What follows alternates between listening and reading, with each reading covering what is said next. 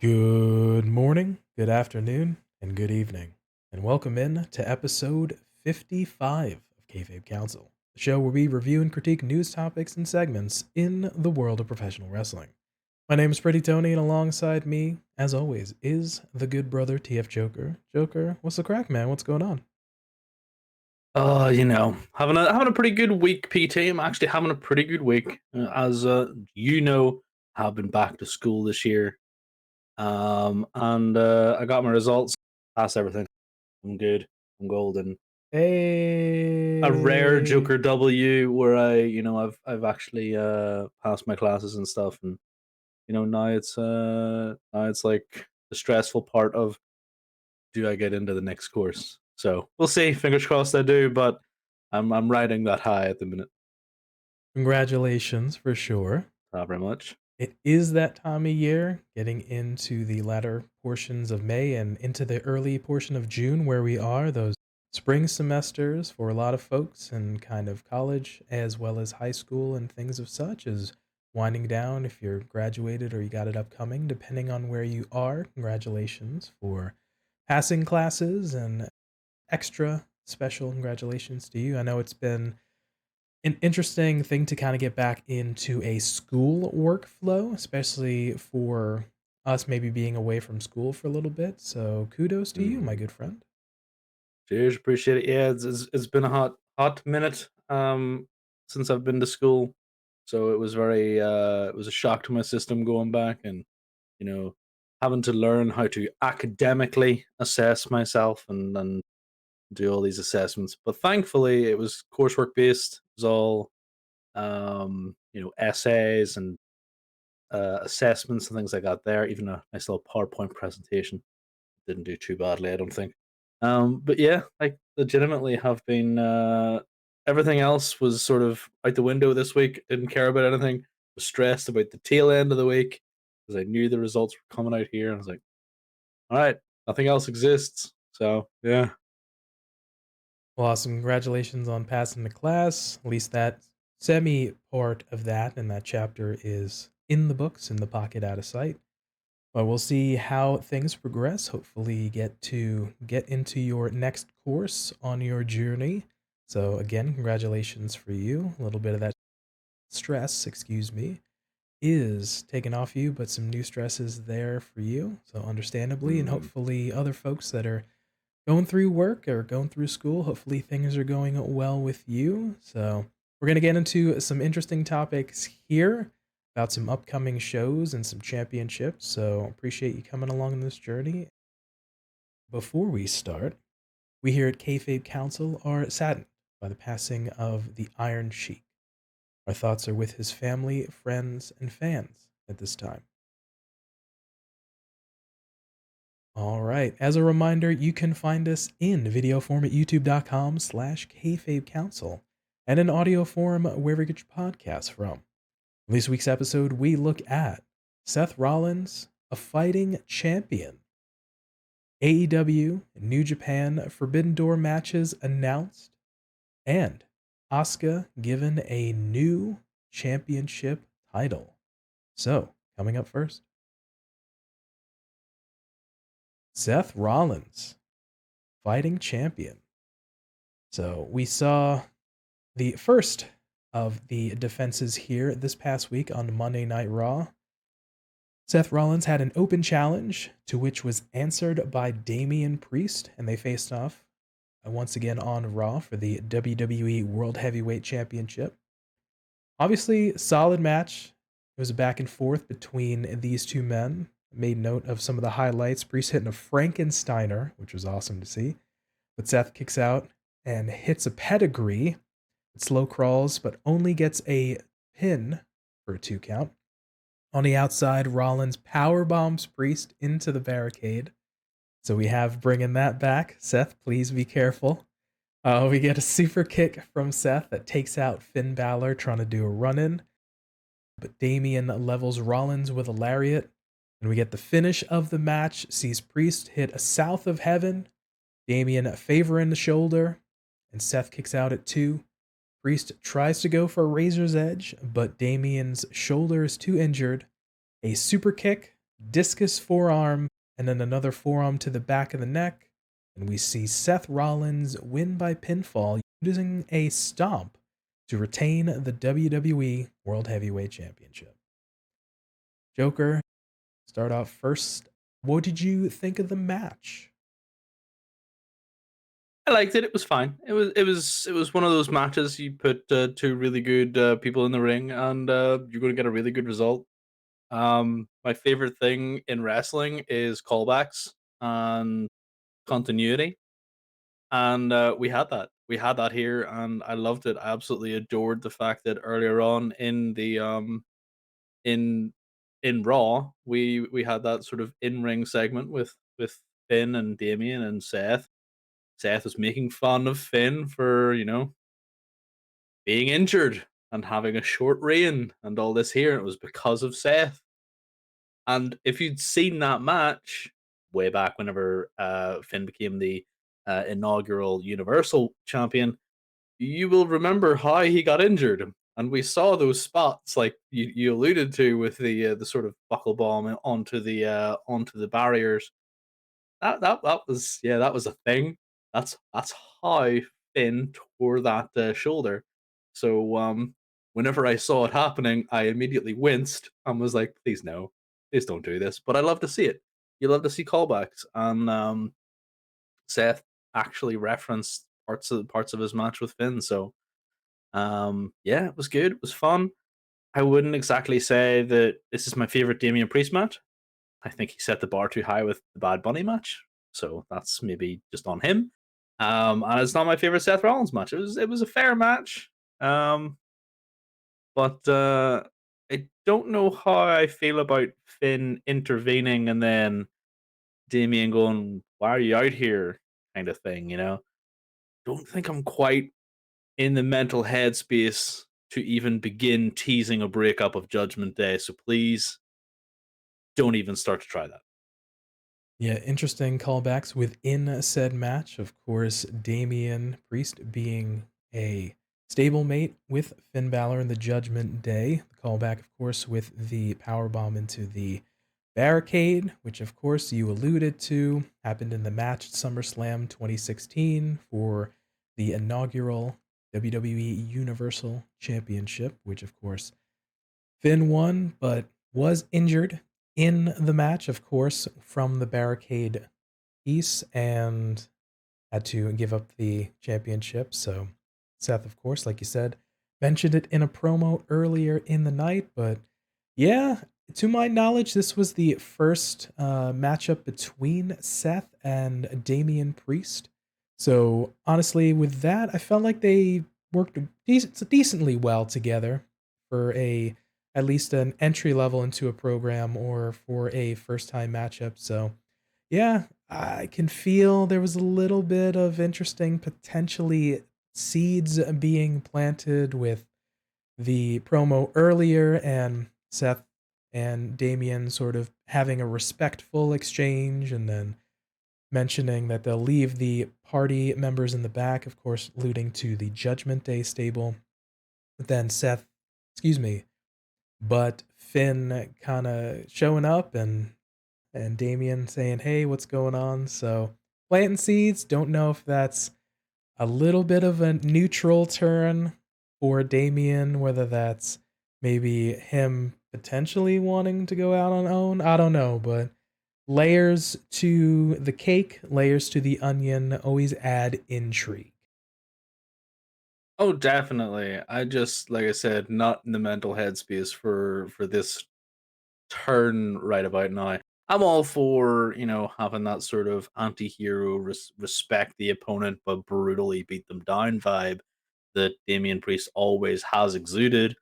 It's Lone Wolf Baron Corbin. It's early Archer of Infamy Damian. It's just one of those things that I like to see the big guy who is clearly physically dominant, and will just be able to throw this person around, respect someone, but manhandle them like a child, and that's what I want to see from him. Um, I'm wondering whether or not if we're sort of pushing towards a rerun of that SummerSlam match where we're sort of bringing Finn into the fore and going to give him a title shot soon. Only for then Damian to maybe do a similar stunt where he comes out to help and cost Finn that match, and then we sort of start to show cracks within the Judgment Day, only for Mommy Rhea to fix everything, and Judgment Day's fine. Um, that would be a fun sort of interaction where we could see them maybe hash things out. Uh, I would like to see that anyway. I don't know if there's any other sort of outcome that I would enjoy seeing. Yeah, it's quite interesting. There's been notions of these guys have been together for roughly a year's time. Well, kinda, and Dominic came on a little bit towards the latter portion of 2022. But they have such good camaraderie in terms of in the ring as well as outside the ring. You see them just having a good time, being around together and supporting one another, so it's fantastic. But you also hear every once in a while there's rumors of maybe potentially adding another member to that stable. So if that ever comes to fruition, it could change the dynamic, whether that's replacing a member, which I don't know if we're going down that route, or just adding another person, but could be an interesting dynamic. And how Raw ended with Finn just staring down Rollins from the ring, which Finn was in, and Rollins was on the entryway. So, I mean, it could be a parlay to be another callback to that match, another feud between the two men. We saw most recently in the Raw final for that WWE World Heavyweight Championship tournament. They faced off, and that, and I remember the match at SummerSlam 2016. These guys work well together. It's Mm. smooth. They have fun and intriguing matches, so I wouldn't be mad if we end up getting that once again. No, definitely wouldn't be. It would be something that I would like to see. And to your earlier point as well, it's like maybe throwing, splitting these guys up. People can have singles reigns within a faction, and I just want to remind WWE of that because every time we have an interesting faction, there's always the fact that nobody can have a substantial singles reign. I think the only sort of faction that we've seen to recent memory that has, successfully handled this has been New Day, where we've had Kofi and Big E both hold the heavyweight title, and King of the Ring for Xavier Woods. Like everything else is always like, oh, we got to turn on my partner and turn on this person, or it's a marriage of convenience. And yeah, I even though it's only been a year since Finn joined the Judgment Day, um, I really feel like this still has legs for all four individuals in the Judgment Day. Um, if anything, we've seen that the bloodline has gone on for 3+ years almost. So why do we need to get rid of the Judgment Day? I don't think we do. Definitely, I do see singles gold in their future. Unfortunately, Gunther is on that brand, so it's definitely not going to be Intercontinental Gold for a while. But hey, tag team gold. We could be seeing some more tag team action very shortly, with the fact that Kevin and Sammy are actually defending their title. Um, so hopefully that'll come over to Raw. Maybe we'll get a Finn and Damian tag, and maybe eventually, whenever Gunther surpasses Honky Tonk, Dom Dom can become the Intercontinental title holder. Interesting for sure. So, yeah, definitely I could see that panning out where they can still have legs. You mentioned New Day as well as Bloodline. We can have factions, be long term, and still have story and try to still make them interesting in terms of holding championships, single and tag otherwise, and still supporting. So, it's not the old school early 1990s where we have to break up tag teams constantly. So, it is what it is. Mm. But in terms of Seth, just trying to be out here and always going to put on solid matches regardless of the opponent as well. And his claims of making the championship and being a fighting champion. We have a excerpt from a podcast. Seth recently appeared on the My Love Letter to Wrestling podcast, and Rollins stating, quote, I think just kind of calling it a work rate title is a little bit underselling it. At the end of the day, the title exists because our roster is so chock full of talent. There's just too much to have one champion that's not around very much. And so I think the fact that we had so many worthy contenders, people that could hold this championship, I think it's the reason this title exists. So, of course, alluding to the fact that for the longest time, for over a year's time, we only had Roman holding 2 championships, world titles. Of course, with his most recent part-time status, he just wasn't making appearances, very rarely made appearances on Raw, if ever. So, yeah, there's a lot of opportunities for that. But in terms of the notion of a work rate or a fighting champion, I did make note. So, in the 14 days since winning the WWE World Heavyweight Championship at Night of Champions, Seth has defended the title 3 times. 2 times against The Miz on house shows on June 3rd and June 4th, and against Damian Priest on Raw on June 5th. Seth has already have another title defense booked for July 7th at Madison Square Garden against Damian Priest. Conversely, the last title defense for either the WWE Championship or the Universal Championship held by Roman Reigns was 69 days ago, nice, against Cody Rhodes at WrestleMania. So, Joker, you have to say Rollins is delivering on his word of being a workhorse champion, at least in the early stages. Yeah. If I'm not mistaken, Rollins has equaled title defenses that Roman has done this entire year. Royal Rumble, Elimination Chamber, WrestleMania, right? Those are his 3 matches. I believe Kevin so. Owens, Sami, and Cody, I think, are his That's 3 correct. opponents. That's correct. In 2 weeks. Like, yeah, 100%. Good job. And 2 of them are Miz. Like, I love the Miz, and the Miz is, on high shows. Like, we still count those.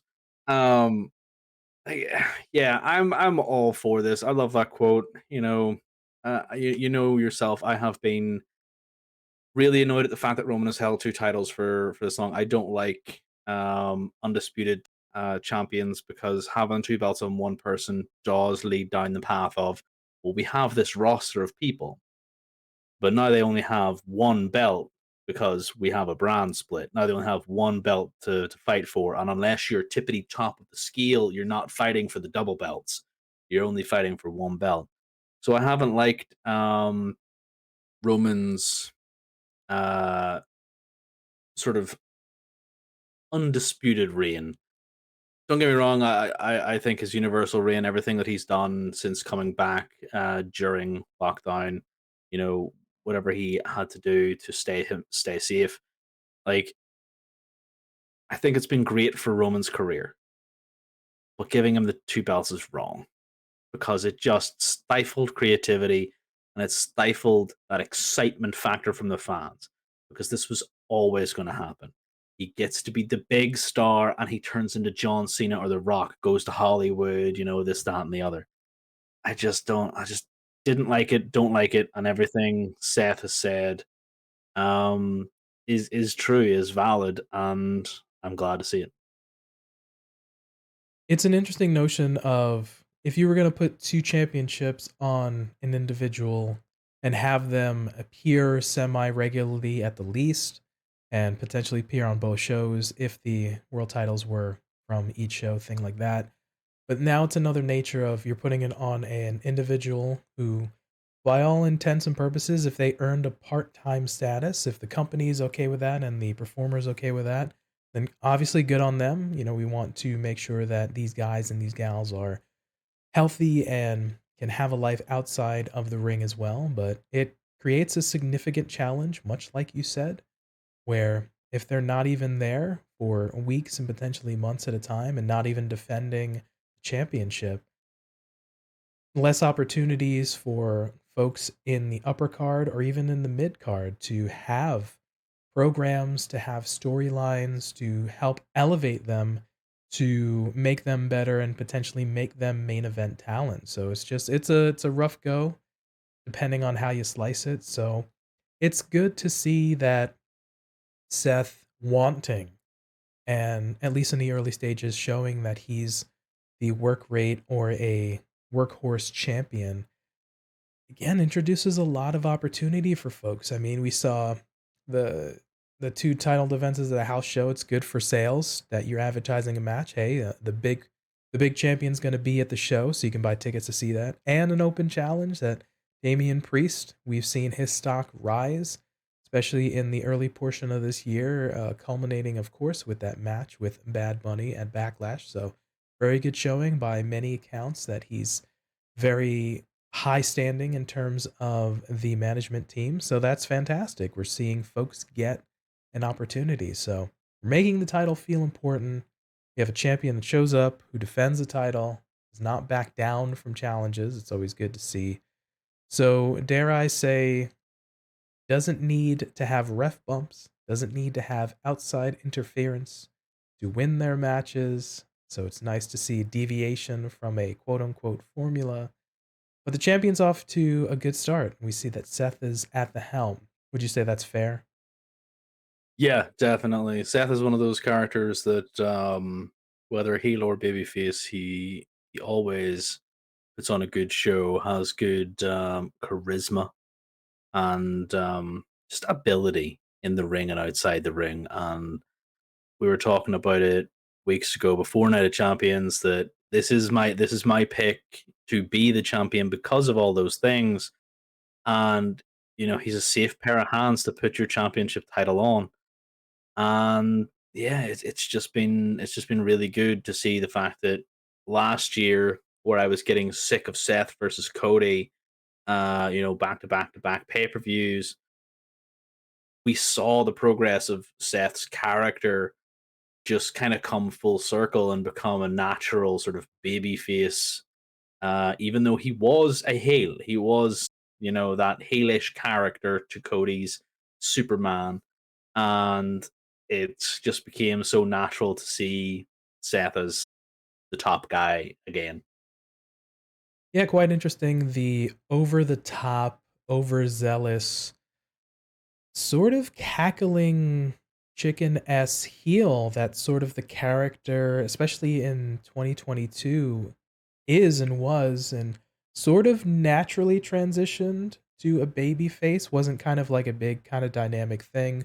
Folks were chanting the song and sort of he slowly turned babyface and kind of just didn't antagonize the crowd, did not antagonize opponents, things of that nature. So it's very interesting. Many folks were writing off like this is such a weird gimmick for him. Like, can this be a title holder? Can this be sort of a top guy kind of gimmick for him? But he's proved them wrong with just getting over naturally. So it's always good when you don't force a turn and folks kind of do it naturally, whether that's a face or a heel turn. So definitely a good on Seth for sure.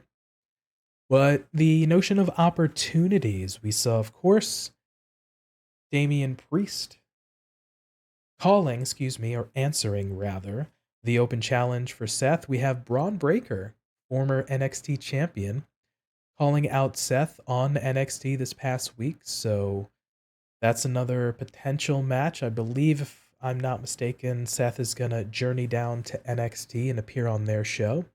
And we had the aforementioned Finn just staring Seth down after the Damian Priest match on Raw. So setting the seeds for potential multiple opponents. Tucker, who would you like to see face Seth for the championship? Finn Balor, definitely 100%. In terms of just right now, right here, right now, Finn Balor, 100%. Um, interesting matchup. Chad Gable. I think Chad Gable and Seth could absolutely tear the house down, and giving that man a shot at a title, like, you can't go wrong. I honestly really want to see this be the year of Chad Gable kind of pushing towards singles status again. I'm not opposed to the Alpha Academy, and I love Otis, but having Chad Gable just kind of not be in tag team matches where he can show off, like, please just put him back into singles matches for now. Eventually, I want to see him face off against Gunther. I think once we have dethroned Honky Tonk as the longest reigning Intercontinental Champion, there will be a dethroning, and that record will stand. Such a long period of time. Gunther is an absolutely amazing champion, and that is another workhorse title. And I believe that in promos that will be referenced that he is the true workhorse. He brought that title back to prominence, and who better than to dethrone Seth than Gunther, and to elevate this title. And we all saw for the past 365 days, because I believe we're at 366 now, how Gunther has had a stranglehold on everybody, because the only relevant titles have been the US and Intercontinental. And anybody that Gunther has fought has just been chopped into oblivion. It's been fantastic to see. So you roll that into the World Heavyweight title, that man could hold the title for a year on that end as well. So just off the top of my head, those couple of people. I'd also maybe like to see LA Knight win the briefcase and cash in on Seth, but I think that would be poetic if we could have LA Knight cash in on Seth freaking Rollins. I would just love to see that. I don't think that's gonna happen, but a little part of me, PT, is just kind of holding out hope that we hear that techno LA Knight music just pop out in the middle of a match, and yeah. Love to hear the beginning of GTA San Andreas and followed by LA Knight. So it is what it is, a little callback, whether that's real or not. That's what I always hear when LA Knight's music hits, regardless. Those are some fantastic names. I love that sometimes you and I are very much on the same wavelength. So I just took a quick look at the roster and just denoted a couple of names as well. These are kind of non-title holding people that could, or that I might like to see have a match with Seth maybe in the next like 2 to 3 months. So Chad Gable, of course, just beast. I think those two would just have a really solid match. Mm. Finn Balor, of course, love the callback to that. Johnny Gargano. Oh, yes, that'd be good. They just would have just a fun match. Shinsuke Nakamura, because I don't know if Shinsuke or Seth have had a match, but if they have, it's been a long time. If they have not, I would love to see that. Bronson Reed, because the clash of styles would just be super interesting. And then, of course, sometime down the road, of course, Cody Rhodes. So I just think some of those names would just have intriguing matches, whether that's a clash of style, whether that's a work rate thing. I think it would just make for a fun and engaging match. Yeah, I think 100%. Like some of those names there, Bronson Reed, definitely love me some Bronson Reed. Not sure I want Cody anywhere near this title. I'm perfectly honest. I think that would have to be way down the line, and he wouldn't fight Seth for it. Personally, I don't want to see Seth versus Cody 4. And I definitely don't want to see it for a title. It's just one of those things. But everybody else, yeah, like Johnny Gargano and Seth, I believe, were set up at the top of the Elimination Chamber at one point. They were having a bit of bounce. So I would definitely see a singles match between those two. Unfortunately, he is on SmackDown, but another tag team. Actually both of them, just the Street Profits. Just get in Angelo Dawkins, as well as Montez Ford. Like, give them both, just a shot at the title, because I love those two. Yeah, but everybody else, 100% agree. I don't think there's any end to the amount of good matches that Seth Rollins can have. Agreed. So a lot of folks that we would like to see have an opportunity with Seth being able to give out opportunities. So We shall see in the coming weeks and months who we can have a matchup on Raw or a pay-per-view, or maybe another show that Seth is either challenged on or goes to, but we'll see. Good on Seth for, in the early stages, being a fighting champion and having solid matches like you know he will. So those were our thoughts on Seth Rollins being a fighting champion. Let us know down in the comment section below on YouTube or hit us up on Twitter, Instagram, and let us know what your thoughts are on Seth Rollins holding down, being a fighting champion, and who you would like to see face Seth Rollins for the title. All right, next topic here. We've got a couple of matches announced for AEW and New Japan Forbidden Door coming up soon. The first of which is Bryan Danielson versus Kazuchika Okada. So at Dominion in Osaka-jo Hall, Blackpool Combat Club's Jon Moxley and Claudio Castagnoli teamed up with Moxley's protege Shota Umino to face Kazuchika Okada, Hiroshi Tanahashi, and Tomohiro Ishii for the never openweight six-man tag team championships, but the team unfortunately failed to defeat the champions. After the match, Moxley took the microphone and presented a video package for Okada. The video featured fellow BCC member Bryan Danielson, who challenged Okada to a match. And then on June 6th, NJPW held a press conference where Okada accepted Danielson's challenge for the pay-per-view, making the match official. Hot diggity. So I had to look this up real quick just to make sure. This is indeed the first ever match between these two. So Joker, is this something that you would like to see? Are you excited for the match? Hell yeah.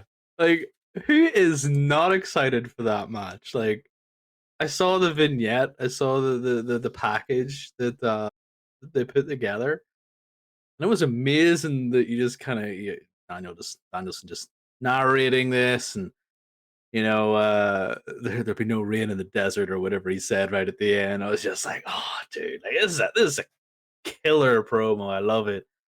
I think that it's this being the very first match between the two.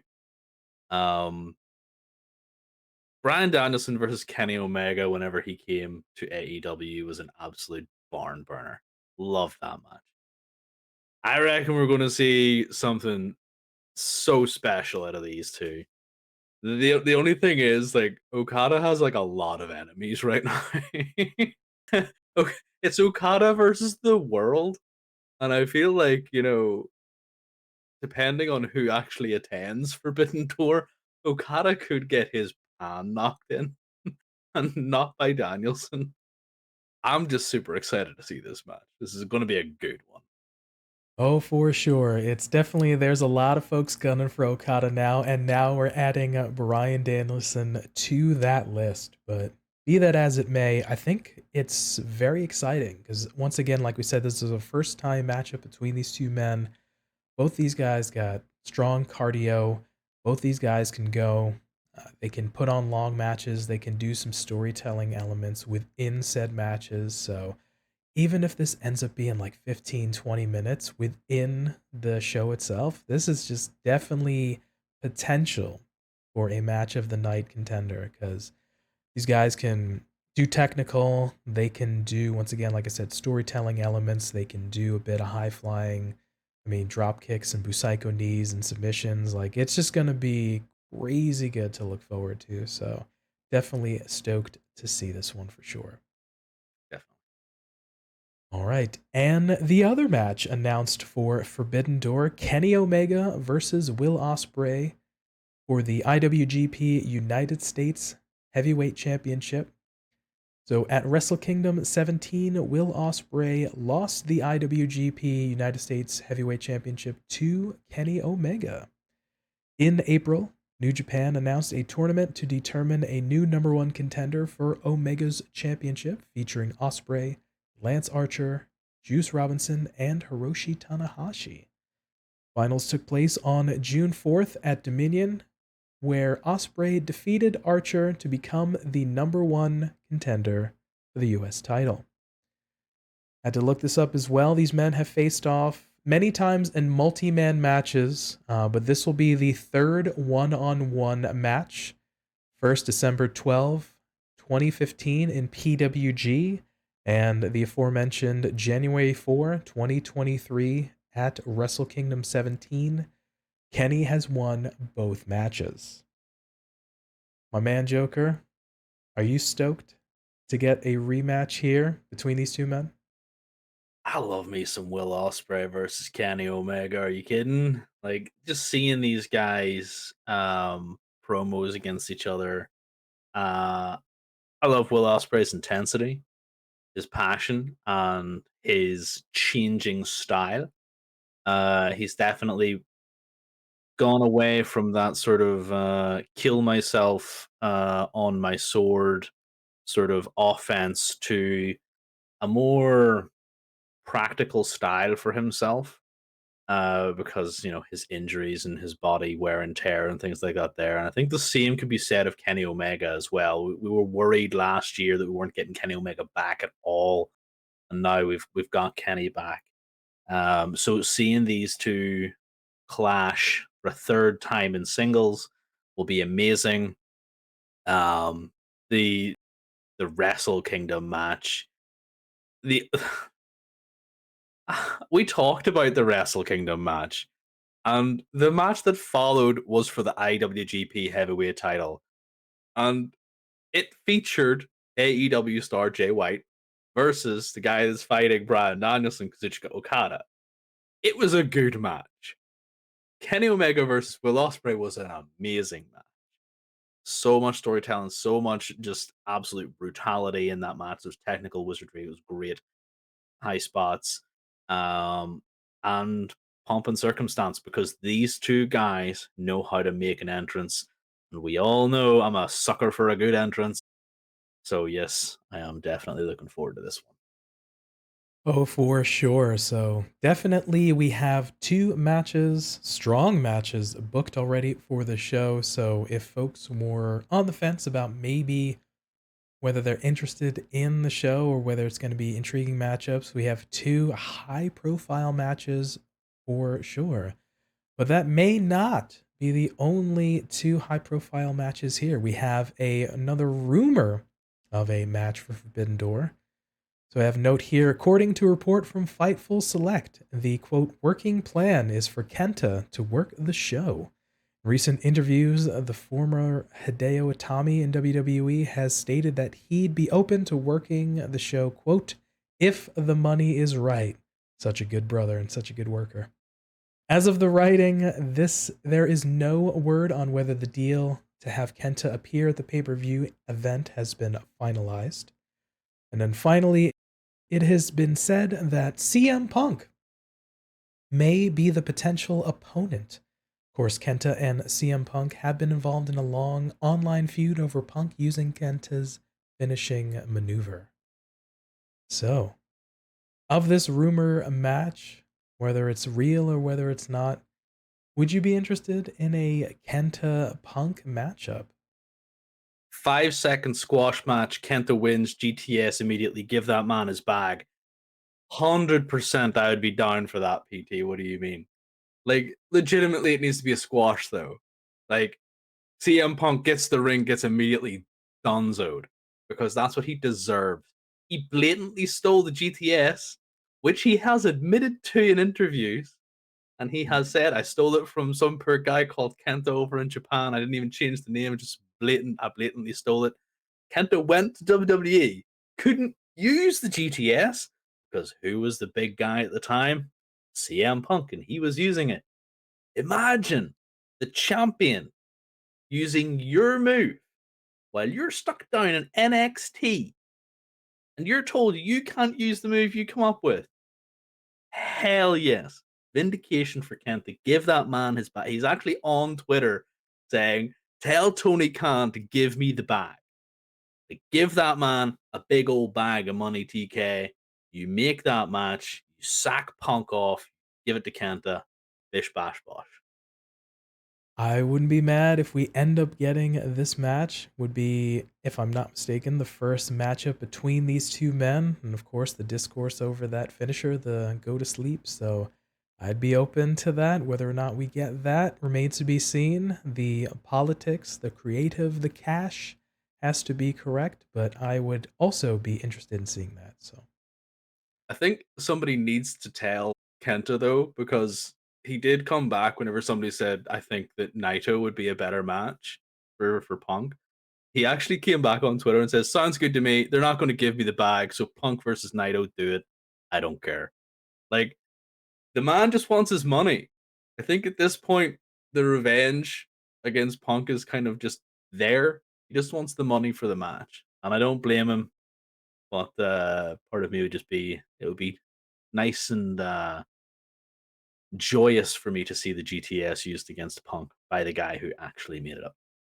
wouldn't be bad either. Kind of goes into the shoots a work, works a shoot. The Kenta character is a sort of no nonsense, but kind of careless. I don't care, whatever, as long as I'm winning and I'm fighting and things of such. So be that as it may, if it's a little bit of a shoot ski, if it's a work ski, it's all kayfabe, but will remains to be seen on whether we get that match. But one final question in this little subsect of a topic. Would there be a match that you would be interested in seeing if you could potentially put an AEW wrestler and a New Japan wrestler together?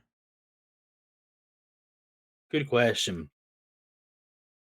The New Japan wrestler is Jeff Cobb, just because it's Jeff Cobb. And Orange Cassidy. Jeff Cobb versus Orange Cassidy for the international title. Do it. Give it to Jeff Cobb. He's your new AEW International Champion. When I thought of this question and I thought of you, because it calls back to when we were last year, when around this time when the G1 was going, and you mentioned you enjoy you some Jeff Cobb. I thought Love me to some Jeff Cobb. myself, would Joker be interested in another big meaty men slap and meat matchup with Jeff Cobb and maybe a Powerhouse Hobbs, for example? Just two big beefy boys going at it. I mean, that'd be a good match. Not gonna lie, that would give me joy. I think that that would probably be a close second for me. It's just so surprising to see how agile and athletic Jeff is, that I think him versus a healed up Orange. Let Orange maybe have a couple of weeks off, please, before this match happens. And then just to see, Jeff absolutely destroy the man. I think it would be so much fun. It would just be one of those things that obviously Orange is going to have such good offense, and get all the orange punches of the day in, and they want to tour the islands, and you're down for the count, Mister Punch. So yeah, I think I'd prefer that one. I do like that Powerhouse Hobbs, maybe for the future though.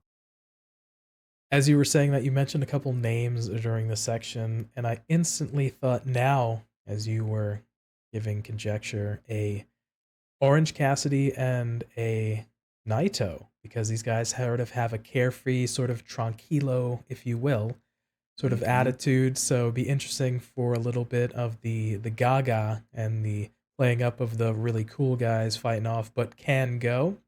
So I thought maybe that could be interesting if that ends up being something. So That is actually a really good shout. Last time, just yeah, Naito versus Orange Cassidy would be super good. Yeah, that again. I think we're going to shift Cobb and Hobbs into third. That's a close second. all right, fair play. So those would be interesting matchups nonetheless. But yeah, I think this is coming off of the announcement of the two matches. Looks like we're starting off strong. So yeah, I think this has potential to be a really solid show and the intriguing matchups that we could get. So I'm definitely interested. It sounds like you are as well. Definitely. All right, so those were our thoughts on the matchups announced for AEW and New Japan Pro Wrestling Forbidden Door. Let us know down in the comment section below on YouTube, and or hit us up on Twitter, Instagram, and let us know if you are excited for these matchups announced and what you would like to see in terms of a match at Forbidden Door. All right, last topic here we're going to cover on the show. Asuka receives a new WWE Women's Championship on SmackDown. So, of course, on said show, SmackDown, Adam Pearce is in the ring with a pedestal and a new title belt for Raw Women's Champion Asuka, who makes her entrance. He takes the old WWE Raw Women's Championship from Asuka and puts a new WWE Women's Championship around her waist. Before he could finish, enter Charlotte Flair. Pierce asks what Charlotte is doing, says he thinks he knows, and tells Charlotte she needs to get in line. Charlotte says she doesn't wait in line, she made the line. Charlotte challenges Asuka to a title match, which leads to Asuka speaking Japanese before accepting in English. So, real quick, first portion here, the new championship belt for Asuka here, the WWE Women's Championship title, which is very reminiscent of the title that was bestowed upon Roman Reigns. Essentially, this is the white strapped version with the yellowish/gold background behind the big WWE logo. Interestingly enough, they are calling it the WWE Women's Championship, although it does have Women's Undisputed Champion on the nameplate underneath the WWE logo. But that notwithstanding, Joker, your thoughts on the new championship? It's their marketing, it's their branding. It's basically go back to what I said about the belt for Roman last week and then copy paste that here, but replace black background with white background, and you have my exact thoughts on this new belt. It's one of those things. I'm actually kind of happy they did this as opposed to a belt swap. We left it a wee bit too long for a belt swap, so cool. We're going this new direction, and we're going to give them new belts, update everything. Um, it'll be interesting to see how it's received going forward. Everybody always has their opinion on a brand new belt, and it's never favorable because they've always just been used to the previous belts. So we'll see how everybody else likes to think of this one. I reckon in a couple of weeks everybody will be fine with it. I was a little bit maybe annoyed that it was Adam Pearce that did it. I really do feel like Triple H should have been the one to do this as well. There should have been the same or similar pomp and circumstance given to Asuka for a new belt as there was for Roman. Now, obviously, the situations are a little bit different. Roman having over 1,000 days. I'm not saying you need to give her like a 30-minute celebration like we did last week, but to have, Papa H come out and present her with the belt, to me, would have given the better impression. I'm not taking anything away from Scrap Daddy. I love Scrap Daddy, but I think Papa H would have been better situated here, like he was for his men's champion last week. It's a fair observation. Didn't necessarily think about that until you mentioned it. The correlation of Triple H presenting Roman with the championship and Adam Pearce presenting the championship to Asuka.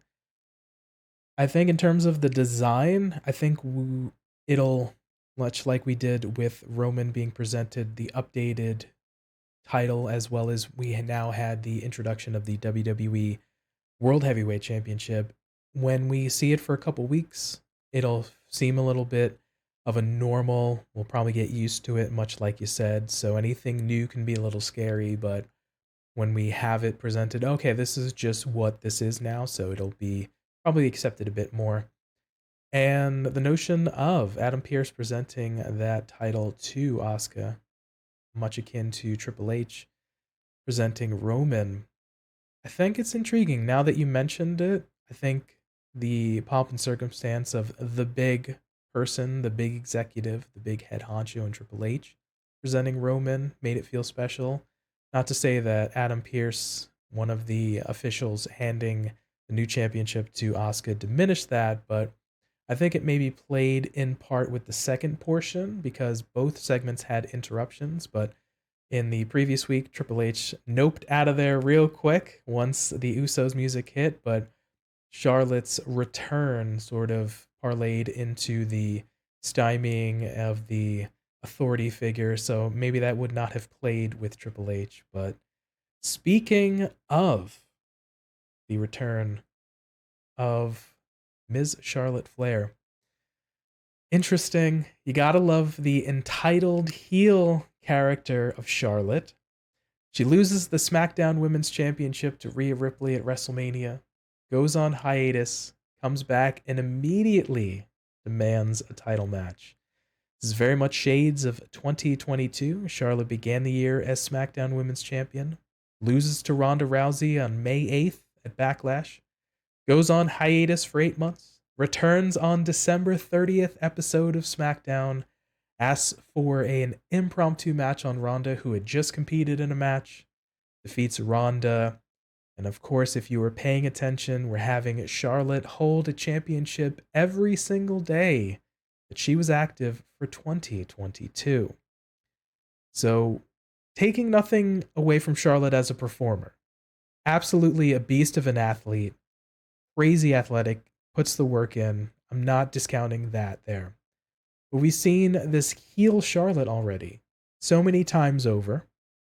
I feel like I like the hungry competitor, but the entitled heel Charlotte character is a bit of a rinse, wash, repeat.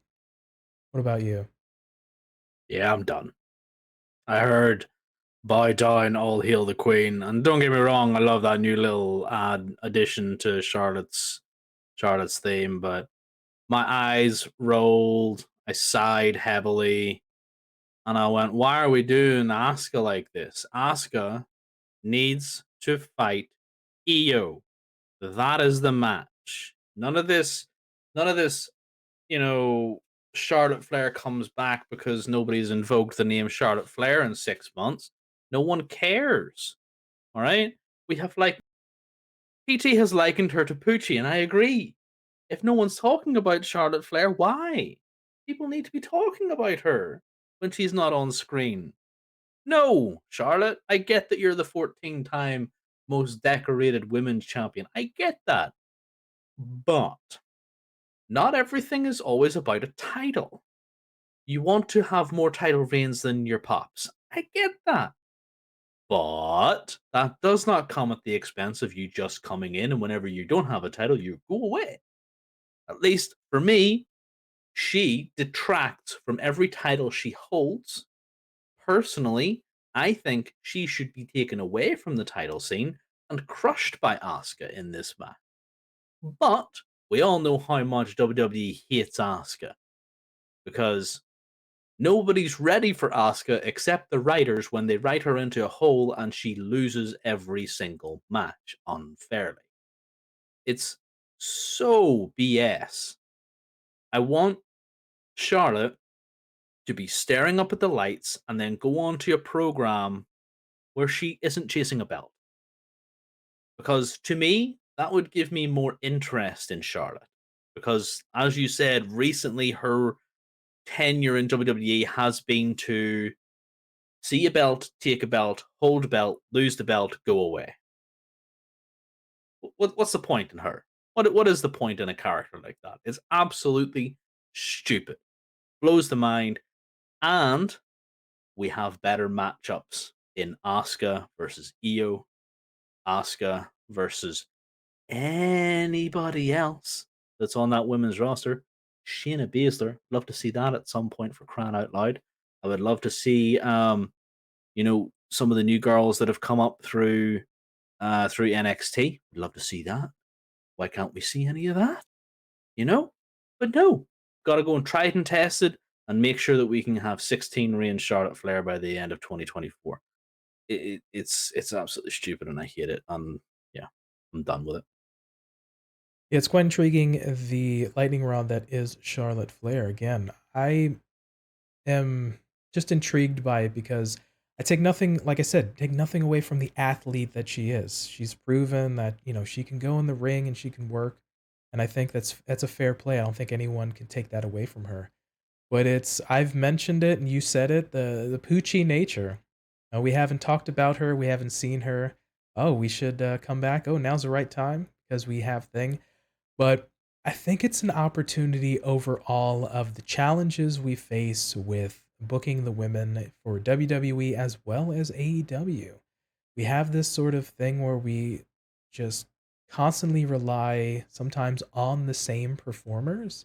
And Charlotte, yeah, she's proved that she can go, but yeah, it's one of those things. And you also mentioned that at the expense, perhaps, and from a perception standpoint, not saying it always is the case, but from a perception standpoint, for the likes of an Asuka, who's really much a utility player, she's a plug and play. If we don't have a challenger, if we think of the relationship Asuka had sort of last year into this year, she ended up facing Bianca Belair for the championship numerous times in singles matches and or with Alexa Bliss in there thrown into a singles match or a triple threat or what have you, and then ended up going heel to face to just be a friend of Bianca, and then went away for a little bit. And hey, we need something. Came back at the Rumble with the Kana-esque repackage. Okay, we didn't do anything with her for a little bit. Okay, now we really need a challenger for Bianca. Okay, so we'll get hey, Asuka, you're always fantastic. And we did, to be fair, a lackluster build for both of those women to discredit them because they deserve so much better. And then of course we was in the background a little bit, and then she won the championship from Bianca again. So it's confusing. I don't know what we're doing in terms, we've again talked about the numerous opportunities in terms of booking the women strong and giving them storylines, but yeah, I think it's one of those where, like I said, I like to see hungry contenders. Always like to see the characters, whether they're male or female, doesn't matter, asking and wanting title championships and wanting opportunities, but you get this notion of, man, just too much. And you get a little bit of that Poochie reference, but it's like, man, we don't want it to be where, regardless of Charlotte's trying to be a heel or she's trying to be a face, we get that feeling of here we go again, because we know it's just going to be potentially the Charlotte show. To that, one of your last points, I would love to see just Charlotte work matches and be awesome and not be in the title picture and work have all these different matches with who else we got. We got the Shayna, we've got who else, like a Shotzi or a Tegan Knox, or just folks maybe we haven't seen a ton of matches with, and they may be on Raw, but the Caden Carter, Katana Chance, all these just different people that I would love to see maybe just have a match with Charlotte. So I don't know, man. We know that at some point they're gonna want to push for Charlotte to get that 20th championship reign. So in fair play and in fairness and in storytelling, Asuka would get the win to avenge that WrestleMania match that she lost her streak, her undefeated streak to Charlotte. But I don't know, man. Just it's the booking really that kind of scares me. Yeah, the booking is the main thing that I will always bemoan around Charlotte Flair.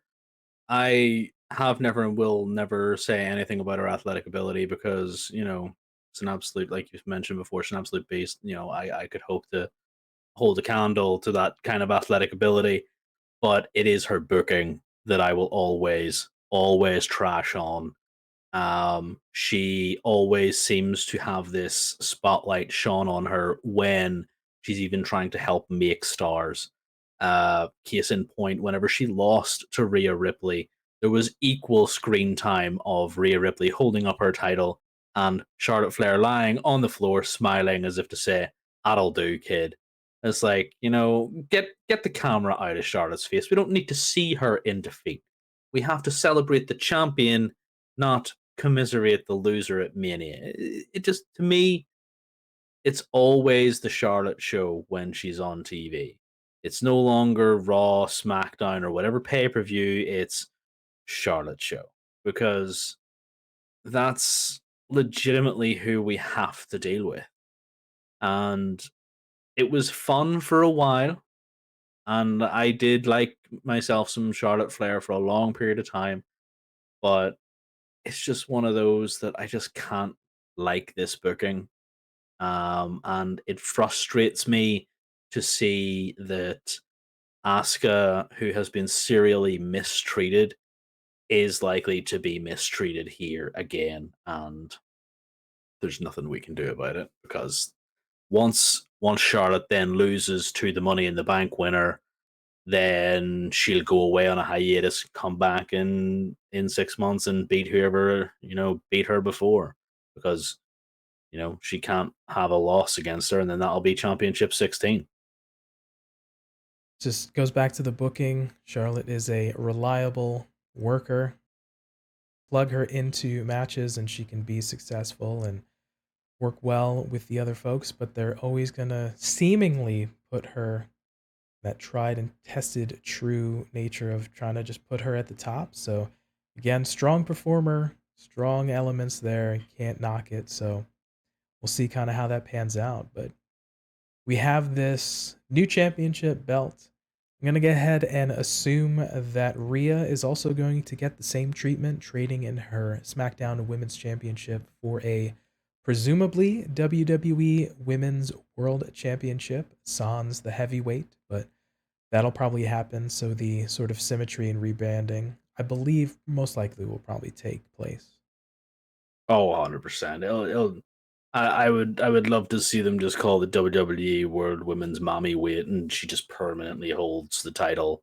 Because I don't really see anybody coming to dethrone Rhea at all. But yeah, for branding purposes, she's likely to get a new belt. Yeah, it makes sense for the symmetry purposes. So, but it looks like we're going away from the branding of like a Raw or a SmackDown naming convention, which may indeed happen with the tag team championships held by Kevin Owens and Sami Zayn. That may also potentially go by the wayside as well. So we could see if that does indeed happen. Fingers crossed.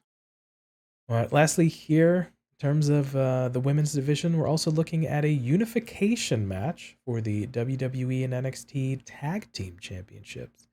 We'll see that match actually in 2 weeks, where we'll see Ronda Rousey and Shayna Baszler take on Alba Fyre and Isla Dawn. Of course, we've mentioned it numerous times here. We want better booking for the women's division. Naturally, we've just stated that we've had issues with booking and storylines for not only just regular matchups, but the championships. So I think with the observation of the infrequency of both the tag team championships being defended, it just seems like it's either a booking issue or we just don't have women tag teams. It's one, maybe the other, maybe a little both. What do you think maybe might be the issue? A lot of women's tag teams are basically just two single stars. Like in the history of WWE's women's tag team division, because it is so young.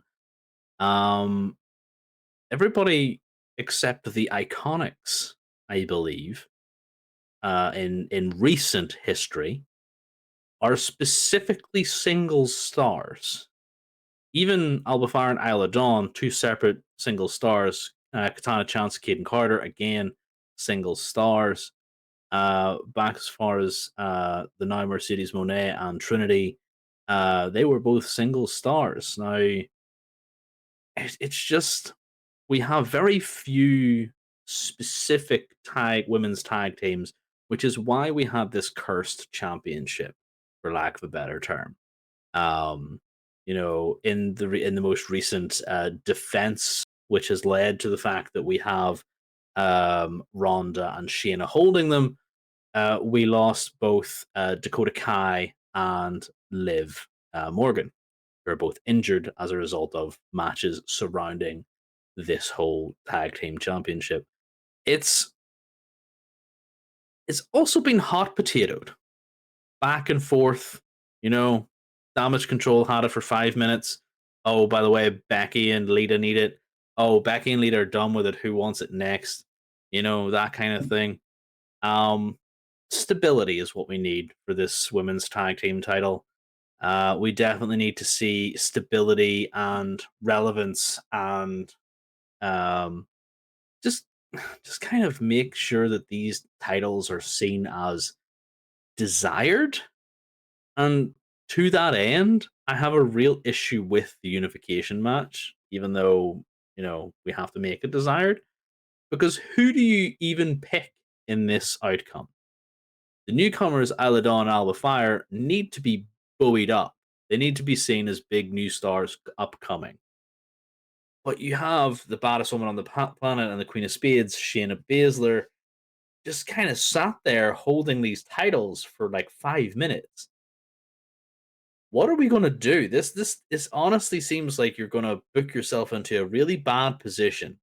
You either squash the newcomers, which is bad for them and doesn't really do anything for the two veterans, or you have the two veterans lose to the newcomers, which does everything for the newcomers and just kind of makes the titles that they held really irrelevant because what were we doing here? You know what I mean? So it's a difficult position to be put in. I feel that this is just difficult. This is difficult to even surmise what's going to happen with these. It's a challenge nonetheless. I think it's circumstantial. I think it's of course it's booking on the management side for the booker man. So how do you present? How do you organize? How do you portray? And of course it's on the performers to execute. But yeah, it's been a challenge for sure. Like obviously we have a lot of talented women there, and as you were mentioning the roster itself, like of course I recall the Iconics, and they were for sure partners. They were sure like a tag team, but a lot of times you had booking of circumstance. Like you had the team of Bailey and Sasha, which even had a tag team name, the Hug and Boss Connection. So you had that notion of like they were in it to be a team. They were supporting one another. It kind of made you make sense. But a lot of the teams per se have just been single stars or just opportunity based. I think taking nothing away once again from these women, but I think Raquel Rodriguez is teamed with Aaliyah. I think they held the championships. We ended up having Rodriguez teamed with Shotzi at one point. Then we went with Liv, and then we went back to Shotzi. So there's been a lot of moving around. I think we've had an odd team of Lacey Evans and Zia Lee randomly at one point for a show. So I think it's one of those we're trying to figure it out. There's been a lot of moving parts kind of going on. We've tried to have storylines and folks in singles championship with the two titles, but then we've also tried to do something with the tag teams and have actual teams in sort of a semi division in and of itself. So it's been a challenge. Nonetheless, I don't think folks can argue with that. Can we do better? I feel like we can. Do we know what that is? I don't know if we know exactly what can be a fix or what can be a sort of band-aid on it. But in terms of the unification match, yeah, you mentioned the NXT champions, Alba Fyre and Isla Dawn, not backing down from Shayna and Ronda. I loved that. It just wasn't like, all right, we're just gonna have two teams just go at it. So it's a deviation from characters being scared of a Shayna or scared of a Ronda. So, and you're absolutely right though in terms of who do we have win.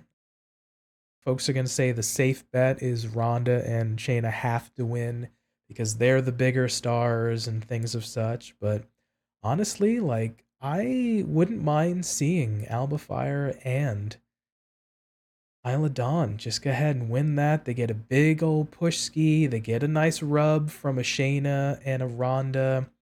There's potential murmurings that Ronda is set to take some time off very shortly. So I don't know if that potentially comes into play, but in the grand scheme of things, I feel like it'll do more good for Alba Fyre and Isla Dawn to win and get a bit of a rub from a Ronda and Shayna than it would do to hurt Shayna and Ronda by winning that. I think it would do more good for the NXT tag team champions than it would for that. But regardless, I think you're right. I don't want to be the booker having to make that decision for sure. 100%, definitely don't. I do agree that it's definitely better for Isla Dawn and Alba Fyre. A bit of a selfish on my part that I kind of just want to see a cage match between Shayna Baszler and Ronda Rousey. Legitimately, just cage match, bish bash bosh, go for it, girls. Because I think that would be one brutal match, and doesn't matter who wins, whoever comes out of that cage is literally just going to run roughshod over the entire women's division. Because how do you make a person who, like, let's face it, can go toe to toe with Ronda Rousey, the baddest woman on the planet, and Shayna Baszler, even if we do kind of, you know, maybe work this a little bit and Ronda taps or whatever, whatever, I don't care. And how do you just ignore Shayna Baszler as like the queen? Like, she's just so good. Why are we underutilizing this woman? And then you got Ronda Rousey, like she breaks people's arms for breakfast. Like, that match to me is more important. Seeing that one-on-one match, I just want to know how we get there because we're in a very weird position with these two characters. Um, Maybe this is the start of that. There have been the mumblings, the rumors.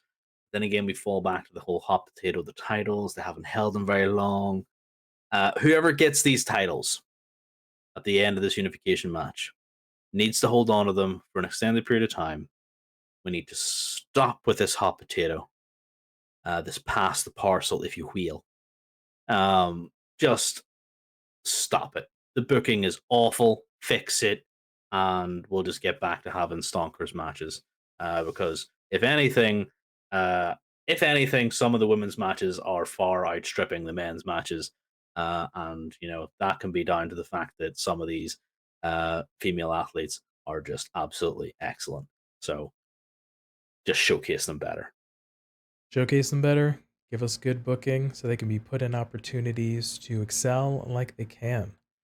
So, real quick, you say it, fight pit match, Ronda Rousey, Shayna Baszler. Does Ronda put her good friend Shayna over? Get a little bit of that Rubsky? I would love to see that because I'm just a big fan of Shayna Baszler. I have been since NXT, and I just want to see her. I just can't get her out of my head whenever I think of Elimination Chamber. I just remember Shayna Baszler going absolute full psycho mode and beating everybody. And then for some reason, she's like is not doing anything for 2 years. Like, come on, how do you fumble that ball? Ugh. You think Ronda would put her good friend over? I think she would, especially if she's kind of got one foot out the door temporarily. I think Ronda would put her good friend over. Um, it just be the right thing to do. Fair play. I wouldn't mind seeing that for sure. All right, so covered a lot on the women's portion. The ending result is, like we've mentioned numerous times, for both WWE and AEW. We want good booking, we want good storylines, we want more for these gals and these guys to be put in situations where they can excel. So, come on, booking team, let's make them good. Let's put them in good situations. Let's book them as good as we can, like we can book the men. All right, so those were our thoughts on Asuka getting a new championship, Charlotte's return, and hopefully what we may see from the tag team women's division.